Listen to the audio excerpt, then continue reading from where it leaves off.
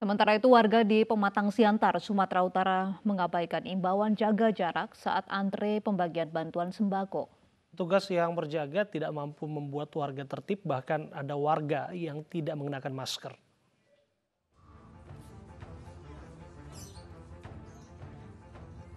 Puluhan warga Kelurahan Martoba, Pematang Siantar, Sumatera Utara mengantre pembagian bantuan sembako akibat pandemi corona. Namun banyaknya warga yang datang secara bersamaan mengabaikan imbauan tetap menjaga jarak untuk mengantisipasi meluasnya penyebaran virus corona. Pengawasan yang kurang dari petugas membuat warga tetap berkerumun demi mendapatkan bantuan berupa beras, gula, telur, dan minyak goreng. Sementara itu, seorang warga merasa kecewa lantaran namanya dicoret dari daftar warga yang berhak menerima bantuan. Oh, ada terdaftar? Ada terdaftar nama, udah keluar. Tapi di sini waktu kita mengambil nggak bisa. Alasannya nggak bisa diambil? Alasannya karena suami kerja di STTC. Gaji ada gaji bulanan. Itu kan COVID juga. Terdampak juga ya, Bu? Iya. Jualan kita nggak jualan. Dari apa diperkecil waktu? Mengecil pencarian. Anak sekolah. Warga berharap pemberian bantuan dari pemerintah dampak virus corona bisa tepat sasaran. Dari Pematang Siantar, Sumatera Utara, Dharma Setiawan, iNews melaporkan. Bantuan langsung tunai di Bolaang, Mongondo Timur mendapat protes di tengah kondisi perekonomian yang melambat akibat virus corona. Dana desa pun ikut tergerus ya. Dan benarkah dana desa dialihkan untuk BLT? Saat ini kami sudah bersama dengan Menteri Desa PDTT Abdul Halim Iskandar. Assalamualaikum, selamat malam Pak Menteri. Waalaikumsalam. Pak Menteri, sebelum kita berbincang, kita simak dulu informasi mengenai apa yang terjadi di Bolaang, Mongondo Timur. Pemerintah harus menyiapkan beberapa kebutuhan publik akibat pembatasan. Saya waktu itu mengambil keputusan pertama bahwa dari 81 desa, dana DD-nya itu per 100 juta kita akan kelola dan kembali akan diberikan kepada masyarakat dalam bentuk sembako, kemudian APK, kemudian persiapan untuk melakukan semprot disinfektan. Kenapa Anda sampai harus marah begitu Pak Sehan? Persoalannya begini, saat kita sudah menetapkan itu, tiba-tiba turun surat Menteri Desa bahwa dana desa hanya dapat digunakan untuk padat karya, tidak boleh untuk pembelian sembako. Bahkan waktu itu di dalam konferensi pers kita bicara dengan Pak Gubernur Sulawesi Utara, dia melarang karena ada. Tapi kan sudah dicabut Pak oleh Kemendagri yang minta dana desa untuk penanganan corona boleh gitu Pak. Oke. Nah ini awal. 1 minggu kemudian turun surat Menteri Dalam Negeri memerintahkan bupati untuk segera memerintahkan kepala desa untuk melakukan perubahan dana desanya dengan mekanisme membicarakan dengan BPD. Tapi ada yang menarik di situ, tidak perlu ada evaluasi dari pemerintah daerah, sehingga saya pun tentunya melihat bahwa ini akan ada kesulitan pada pertanggungjawaban karena Juknis itu harus keluarkan Perbup dari peraturan bupati. Tapi biarlah kita jalankan ini.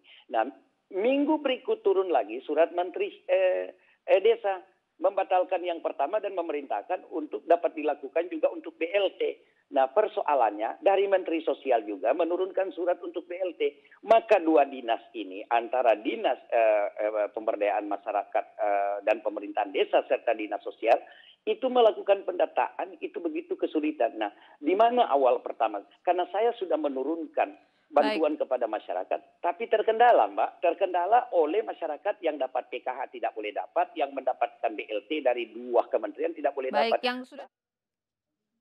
Baik, Pak Abdul Halim, benarkah ada tumpang tindih antara kementerian Anda dengan Kementerian Sosial begitu yang sama-sama memberikan bantuan langsung tunai untuk warga yang terdampak corona, namun ini jadinya terjadi kesulitan begitu Pak untuk pendataan warga yang berhak untuk mendapatkan BLT tersebut? Jadi prinsip dasar dari kebijakan pemerintah pusat itu adalah mengedepankan sisi kemanusiaan. Itulah makanya Bapak Presiden memberikan perhatian yang sangat serius terhadap warga masyarakat yang terdampak COVID-19. Dari jaring pengaman sosial yang ada, Bapak Presiden menambahi Jadi semula yang ada itu kan PKH, kemudian bantuan pangan non tunai, ini sudah berjalan selama ini. Nah, karena COVID itu situasi normal ya, dua hal itu situasi normal. Kemudian karena COVID-19 ini, kemudian Bapak Presiden nambahi satu, melalui anggaran Kementerian Sosial, bentuknya bantuan sosial tunai. Yang kedua, melalui dana desa, bentuknya bantuan langsung tunai dana desa.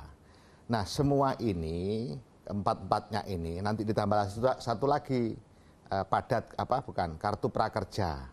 Akhirnya ada 5 nanti. Nah, 5-5-nya ini tidak boleh saling bertumpu. Supaya apa? Supaya warga masyarakat yang terdampak itu dapat semua. Tidak ada yang kemudian ada yang dapat bantuan sosial tunai dari Kementerian Sosial, kemudian dapat lagi dari BLT dana desa. Itu tidak boleh terjadi. Nah, supaya apa? Supaya seluruh warga masyarakat yang terdampak itu dapat. Tidak ada yang space kosong. Ini yang dihindari.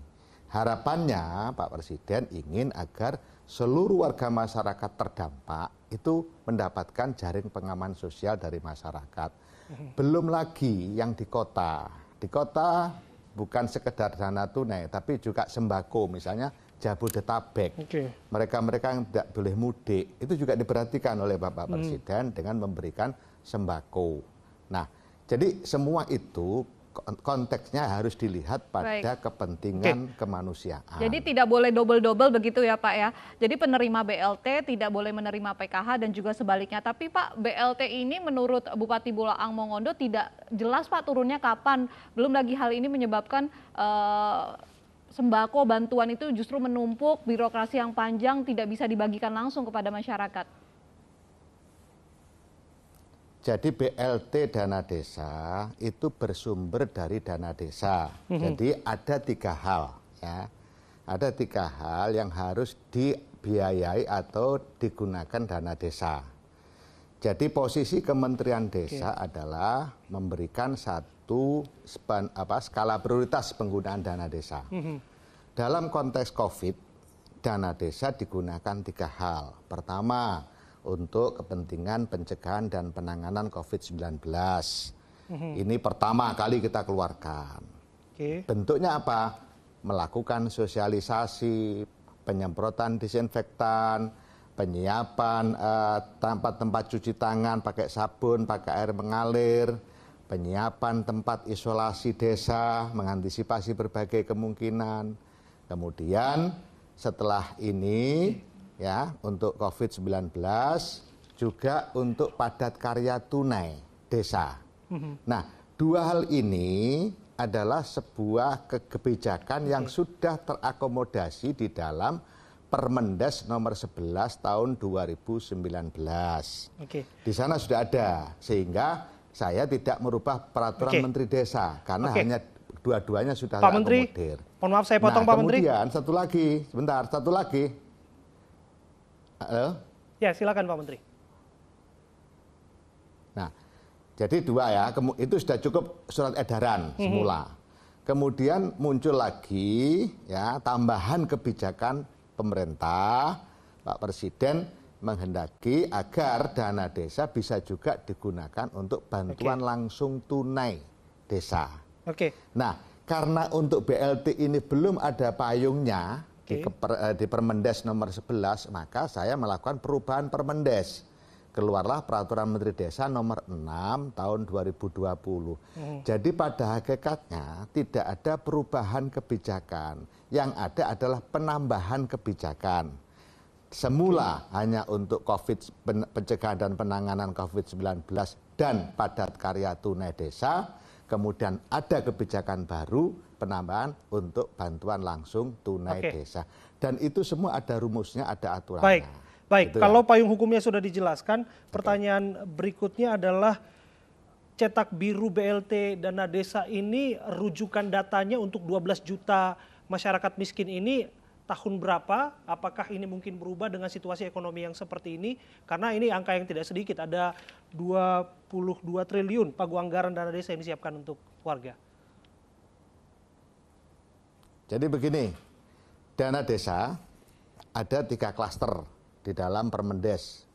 Pertama, desa yang mendapatkan alokasi bantuan transfer dana desa di bawah 800 juta mengalokasikan 25%. Ya. Jadi 25% dari dana desa selama 1 tahun digunakan untuk BLT dana desa untuk desa yang dana desanya di bawah 800. Satu. Yang kedua, desa yang besaran dana desanya di atas 800 sampai 1,2 miliar setahun dialokasikan 30% untuk BLT dana desa. Yang ketiga, desa yang dana desanya 1,2 M ke atas atau di atas 1,2 M mengalokasikan 35% dari dana desa untuk BLT bantuan langsung tunai. Jadi ada rumusnya. Masing-masing desa berbeda-beda sesuai dengan berapa dia mendapatkan transfer dana desa setiap tahunnya. Dari situ Pak Menteri, kita ingin lebih detail lagi bagaimana kemudian bantuan ini bisa disalurkan. Karena prinsipnya kan bantuan ini seharusnya memang tidak hanya untuk respon saja tanggap, tapi harus cepat juga tepat sasaran bagi mereka yang membutuhkan. Nah justru itu harus tepat sasaran, itulah makanya kemudian di dalam Permendes jelas sekali. Pertama, diwajibkan tiap desa membentuk yang namanya relawan desa lawan COVID-19. Ketuanya langsung kepala desa, wakilnya ketua BPD, anggotanya RT, RW, PKK, Karang Taruna, tokoh agama, tokoh adat, tokoh budaya, jelas sekali di sana. Mitra kerjanya siapa? Babinsa, Babin Kamtipmas. Nah, tugas dari relawan desa lawan COVID-19 yaitu melakukan sosialisasi terkait dengan COVID. Termasuk, nah ini yang penting kaitannya dengan BLT, termasuk melakukan pendataan terhadap warga berbasis RT yang kena dampak COVID-19 yang, ya harus jelas, yang belum mendapatkan PKH, belum mendapatkan bantuan pangan non-tunai, dan tidak mendapatkan kartu prakerja. Jadi BLT dana desa betul-betul mengisi ruang kosong akibat korban COVID-19 yang belum tercover oleh jaring pengaman sosial. Nah itu dilakukan pendataan di desa, kita tidak ikut campur, terserah desa dalam melakukan pendataan. Pendataan di tingkat RT dibawa ke Musdesus. Baik. Kenapa harus Musdesus? Supaya semua warga tahu, oh itu betul layak untuk dapat, oh itu tidak layak. Inilah supaya terjadi satu focusing yang bagus sehingga dana BLT dana desa itu betul-betul tepat sasaran. Baik, tepat sasaran, Nah, tapi diharapkan juga birokrasinya proses. tidak terlalu panjang ya Pak Menteri, biar masyarakat terutama yang terdampak COVID ini bisa langsung merasakan bantuan tersebut untuk menyambung hidup mereka. Terima kasih Pak Menteri. Pak Abdul Di Halim mana letak sudah birokrasi panjangnya di mana? Salah satunya adalah terkait dengan harus pembukaan rekening begitu Pak, menurut Bupati Bolaang Mongondo Timur. Padahal masyarakat miskin juga belum bisa membuka rekening. Begini saya jelaskan dulu ya. Jadi saya jelaskan dulu. Pembukaan rekening, penggunaan rekening itu untuk daerah-daerah yang memang memungkinkan. Kenapa kita lakukan itu? Pertama, demi keamanan kepala desa supaya tidak repot-repot ngambil dana. Yang kedua, menghindari kerumunan. Karena kalau diberikan dalam bentuk tunai, dalam bentuk cash, itu pasti ada terjadi kerumunan. Seperti yang sudah-sudah sembako dan seterusnya, yang kemudian tidak jaga jarak. Jadi protokol kesehatannya bisa tertangani dengan baik. Tetapi harus diingat bahwa itu bentuknya adalah sebuah himbauan yang memang agak lumayan kita harapkan betul, tetapi bukan mutlak. Kalau memang tidak bisa, ya tetap pakai tunai. Semua sudah jalan sekarang, misalnya di beberapa desa itu door to door. Akhirnya dari satu rumah ke rumah lain tidak diberikan dengan bentuk tunai, tidak melalui rekening.